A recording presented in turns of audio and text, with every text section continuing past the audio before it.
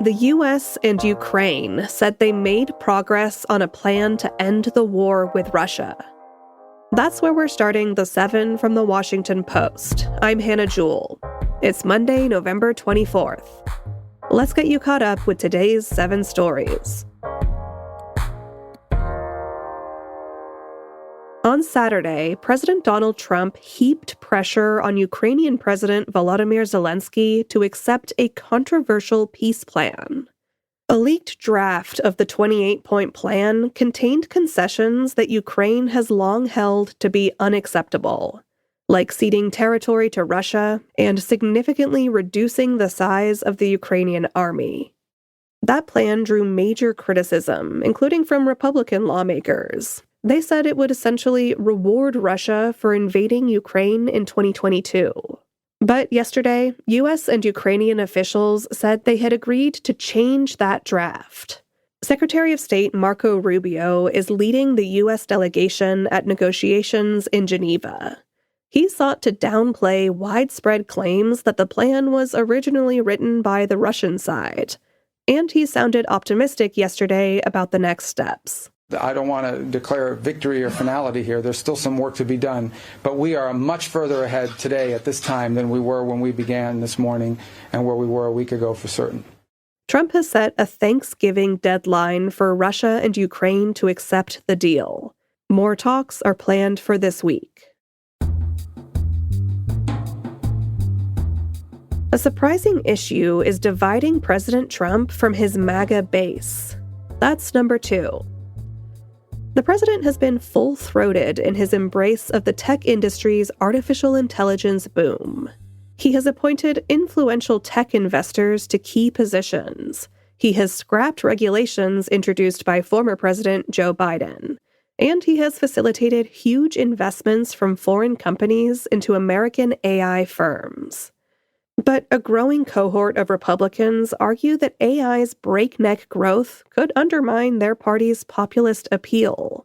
Some have called for regulation to protect Americans against job losses driven by automation and to curb rising energy costs. The division underscores a fault line in Trump's coalition. Working-class voters propelled him into office.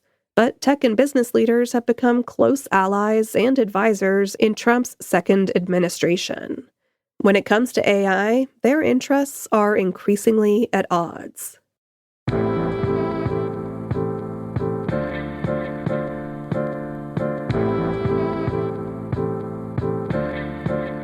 Number 3. More Americans are getting their power shut off as electricity prices soar. Americans are paying 11% more for electricity than they were in January. In some places, that rise is even more extreme. For example, costs have risen 37% in Missouri. The rising costs are causing more people to miss their bills and lose power. Although there is no national count of electricity shutoffs, data from select utilities in 11 states show that disconnections have risen. In New York City, the surge has been dramatic, with residential shutoffs in August up 5-fold from a year ago. That's according to utility filings. Experts say the situation is likely to get worse in the coming months. The cost of heating a home this winter is expected to rise 7.6% to an average $976. Number 4. Students are missing school because of immigration crackdowns. Last week, 1 in 5 students in Charlotte, North Carolina, stayed home from class as the Trump administration is carrying out immigration raids in their city. At many schools, children were either missing or rattled. One wore a tag that read, "I'm a U.S. citizen." Another carried an American passport to elementary school. The Department of Homeland Security said in a statement that it is not conducting enforcement operations at schools. But immigration agents' actions near campuses have prompted lockdowns and alarm, disrupting learning and traumatizing children. A post-review of news reports found that parents have been arrested near campuses in at least 10 states so far this year.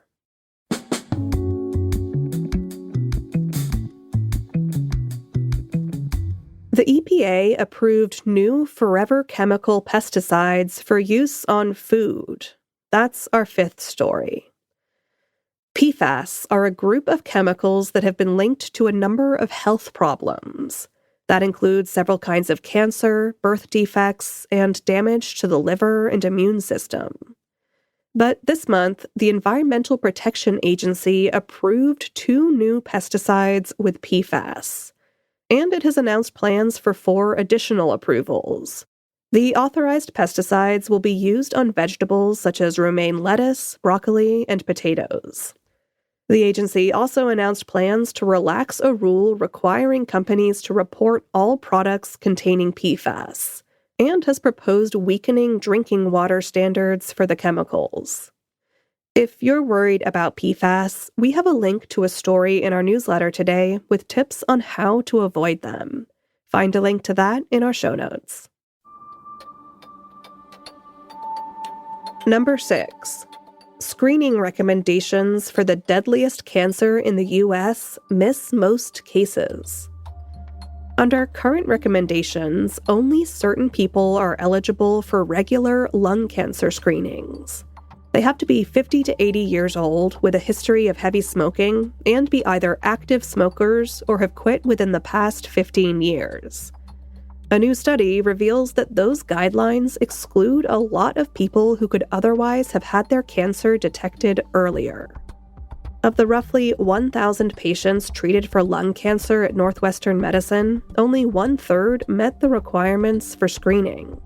The study's authors noted that women, minorities, and people who never smoked were disproportionately excluded.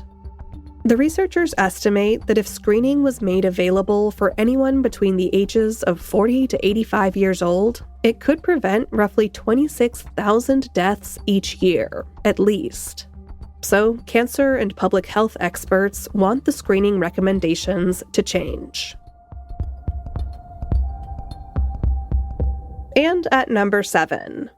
Despite what you might think, you probably can't tell the difference between real and visual effects in movies.